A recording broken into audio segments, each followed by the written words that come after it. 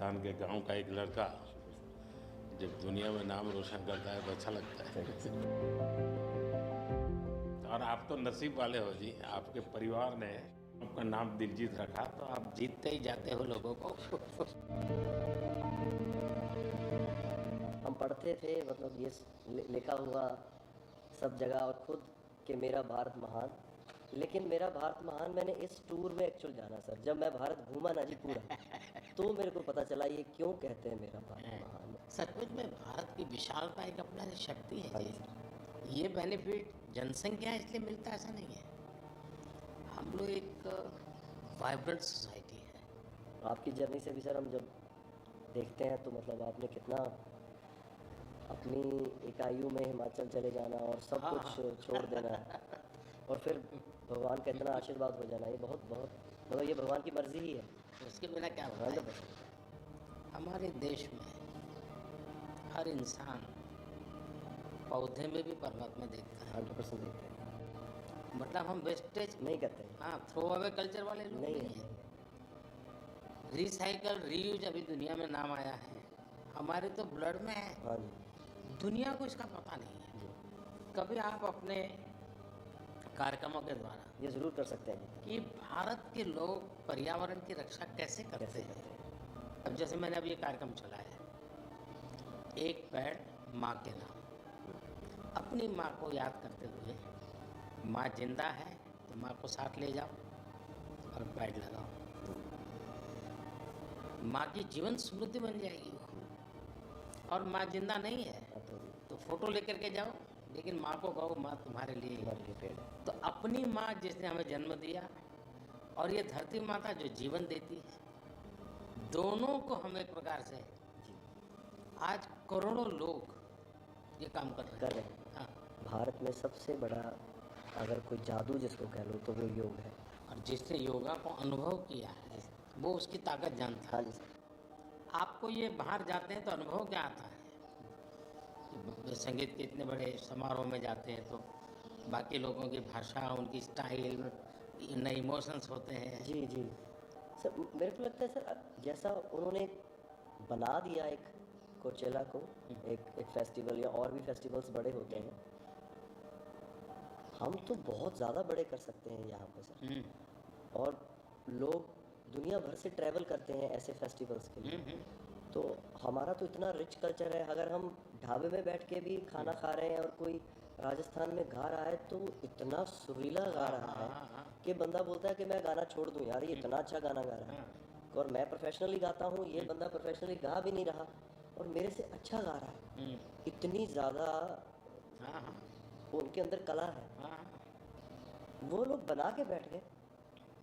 और अगर हमारे इधर कोई ऐसा डेवलप होगा तो दुनिया भर से लोग, मेरे मन में एक कल्पना है, आ सकते हैं सर। मैं सोच रहा था कई वर्षों से, लेकिन अब वो मैं इसको कर रहा हूँ। वेव्स, मेरा मत ये है कि इतना बड़ा देश और दुनिया की सबसे ज़्यादा फिल्में यहाँ बनती। हाँ जी सर। दुनिया में सबसे बड़ी क्रिएटिव इंडस्ट्री यहाँ है जी। तो मैं यहाँ वेव्स एक बहुत बड़ा मूवमेंट खड़ा कर रहा हूँ और दुनिया की क्रिएटिव वर्ल्ड को मैं इकट्ठा करने वाला हूँ अप्रैल में जी। अब दुनिया का क्रिएटिव वर्ल्ड का सेंटर हिंदुस्तान। मैं एक बार जर्मनी की चांसलर मर्कल जी, तो हम मिले तो उसने मुझे संगीत का विषय निकाला। तो मैंने उसको कहा मेरे देश में सूर्योदय के पहले संगीत हो ये अलग है और सूर्योदय के बाद अलग, इसका टाइम अलग है। मैंने कहा मेरा अलग अलग प्रहर मेरे यहाँ होता है, हर प्रहर का संगीत होता है। फिर मैंने कहा सैड सिचुएशन है तो एक संगीत है, जॉय है तो एक है। तो फिर उनको बड़ा इंटरेस्ट लिया।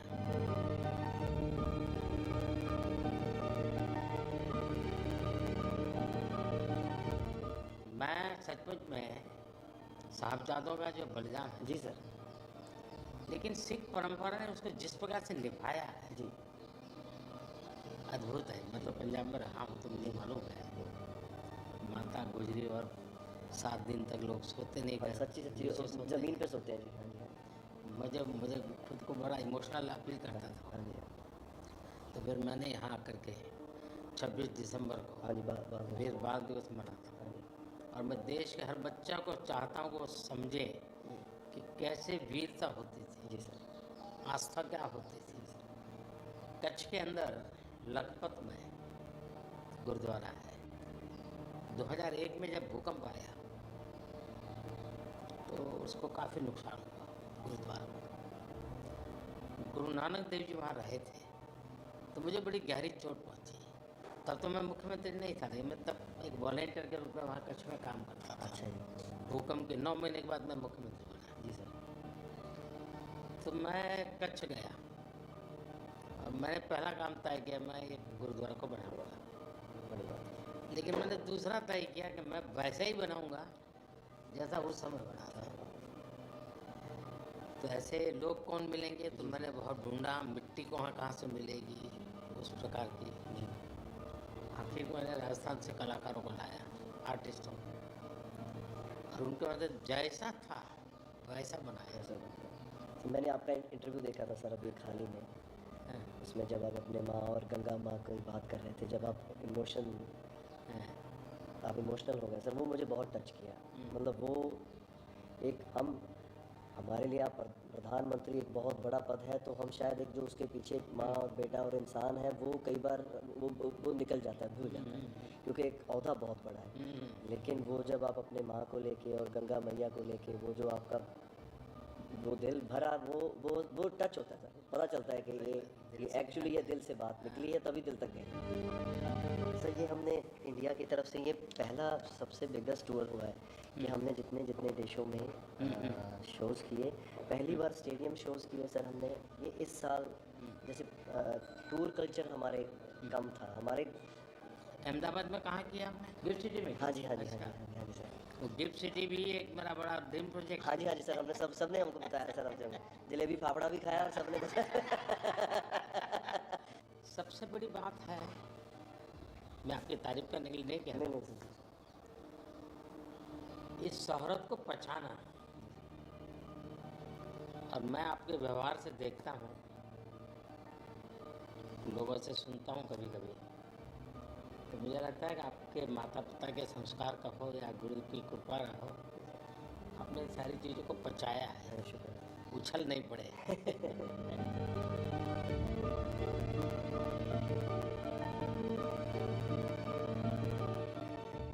ਉਹ ਕਹਿੰਦੇ ਕਿੱਥੇ ਹੈ ਤੇਰਾ ਰੱਬ ਦਿਸਦਾ ਹੀ ਨਹੀਂ, ਮੈਂ ਕਿਹਾ ਅੱਖਾਂ ਬੰਦ ਕਰ ਧਿਆਨ ਧਰ ਮਹਿਸੂਸ ਕਰ, ਇਹ ਮਸਲਾ ਬਾਹਰ ਦੀ ਅੱਖ ਦਾ ਨਹੀਂ ਅੰਦਰ ਦਾ ਹੈ, ਮੈਂ ਕਿਹਾ ਅੱਖਾਂ ਬੰਦ ਕਰ ਧਿਆਨ ਧਰ ਮਹਿਸੂਸ ਕਰ, गुरु नानक ता अंग संग है, तू ही बस गैर